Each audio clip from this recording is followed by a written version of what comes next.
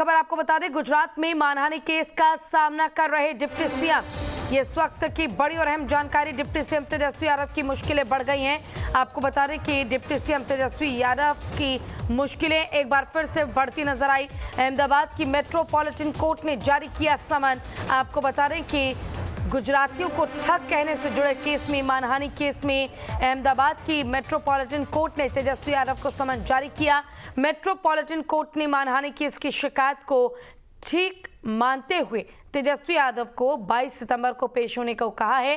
अहमदाबाद के व्यवसाय और सामाजिक कार्यकर्ता हरीश मेहता ने तेजस्वी यादव के खिलाफ मानहानि का केस किया था। मानहानि के आरोपों को साबित करने के लिए शिकायतकर्ता की तरफ से कोर्ट में बयान की सीडी और 15 गवाह पेश किए गए थे। मेट्रोपॉलिटन कोर्ट के जज डीजे परमार ने मानहानि केस की शिकायत को मान्य रखते हुए बिहार के डिप्टी सीएम तेजस्वी यादव को समन जारी किया है और 22 सितंबर को उन्हें पूछताछ के लिए पेश होना होगा। गुजरातियों को ठग कहने से जुड़ा है मामला। तेजस्वी यादव के मानहानि केस में आज ऐसा हुआ कि जो उसने गुजराती के बारे में ठग शब्द प्रयोग किया था, तो उसके बारे में आज ये ऑर्डर पे था, तो कोर्ट में उसके विरुद्ध में वो समझ इश्यू किया है। उसको 22 सितंबर को कोर्ट में हाजिर होने के लिए बुलाए। अब तक जो हमने फरियाद दाखिल किया था उसके बाद कुल 15 विटनेस कोर्ट में हाजिर हुआ था और उन लोगों ने जुबानी दिया था और उन लोगों ने सबने बताया था कि गुजरातियों को जो ठग बोला है, तो हमारा भी दिल में दुख हुआ है। सब गुजरातियों का गौरव का खंडन हुआ है और हमारा भी मानहानि हुआ है।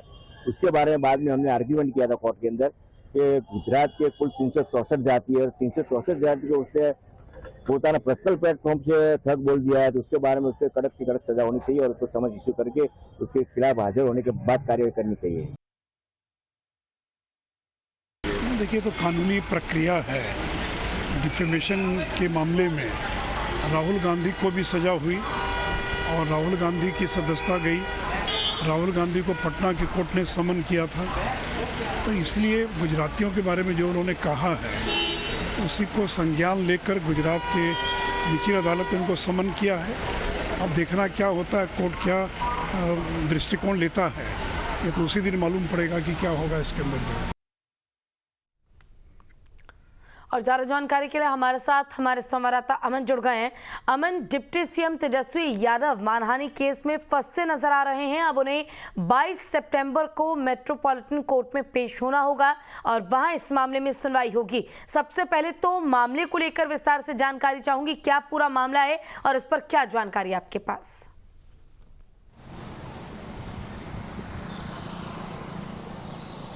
जी बिल्कुल पूजा, तेजस्वी यादव की मुश्किलें इन दिनों बढ़ती ही जा रही है। लैंड फॉर जॉब मामले में जिस तरीके से तेजस्वी यादव पे लगातार नकेल कसी जा रही है, उसके बाद मोदी सरनेम को लेकर जो तेजस्वी यादव ने बयान दिया था कि सारे मोदी ठग होते हैं, उसको लेकर गुजरात में इसको लेकर याचिका दायर की गई थी और अहमदाबाद कोर्ट ने इस पर समन जारी किया है और 22 सितंबर को तेजस्वी यादव को पेश होना है। लगातार जो गुजराती समाज के लोग हैं उनका ये कहना है कि आप एक राज्य के उप मुख्यमंत्री हैं और उप मुख्यमंत्री होते हुए अगर आप इस तरीके से अमर्यादित बयान देंगे तो एक समाज पे असर पड़ेगा, क्योंकि एक समाज को बुरा लगेगा और यही कारण है कि याचिका दायर किए थे। इससे पहले राहुल गांधी के ऊपर भी मोदी सरनेम को लेके उन पर समन किया गया था, उन्हें सज़ा भी हुई थी। हालांकि सज़ा अब समाप्त हो गई है, फिर से वो सदन में पहुंच गए थे संसद में। लेकिन तेजस्वी यादव की इन दिनों मुश्किलें बढ़ रही है। सुशील कुमार मोदी ने भी इस पे बयान दिया है और उन्होंने कहा है कि अगर आप किसी एक समाज को टारगेट करके बोलिएगा तो उस पे कार्रवाई तो होगी। और अब जब 22 सितंबर को तेजस्वी यादव को पेश होना है अहमदाबाद के मेट्रो कोर्ट में, तो अब देखने वाली बात होगी उस पर कोर्ट क्या निर्णय लेती है। पूजा, बिल्कुल ये भी जानना चाहूंगी आपसे अमन कि क्या तेजस्वी यादव के पास इस मामले में कानूनी विकल्प बचता है, क्योंकि देखिए 22 सितंबर को पेश होना है और कई बार हमने देखा है कि व्यस्तता की वजह से, काफी बिजी होने की वजह से पेश नहीं हो पाते हैं कई मंत्री या नेता। ऐसे में क्या कानूनी विकल्प तेजस्वी यादव के पास बचता है ताकि राहुल गांधी की तरह ही तेजस्वी यादव की मुश्किलें ज्यादा ना बढ़ें?